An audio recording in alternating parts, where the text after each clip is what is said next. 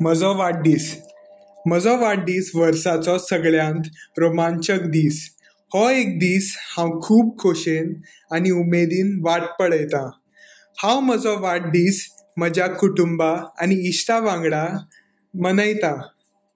त्या दिसा म्हज्या घरांतलीं सगळीं उठून म्हज्या कुडांत येवन म्हाका हॅपी बर्थडे म्हूण परबीं दितात. सगळें घर बलूनान आनी हेर सोबाराच्यो वस्तू घालून नेटयतात.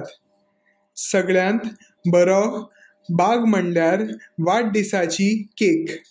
म्हाका चॉकलेट केक खूब आवडटा म्हूण म्हज्या भयणीन म्हाका ती तयार केली.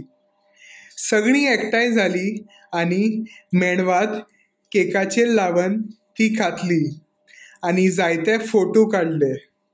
तशेंच म्हज्या कुटुंबा आनी इश्टां कडल्यान जायते भेटवस्तू मेळ्ळे.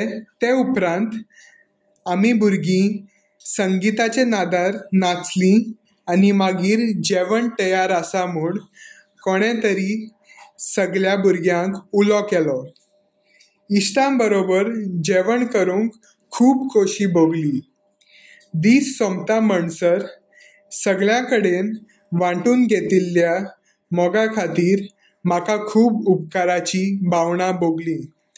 म्हजो वाडदीस फकत भेटवस्तूचो न्हय पूण म्हाका काळजी आशिल्ल्या लोकां वांगडा वेळ सारप.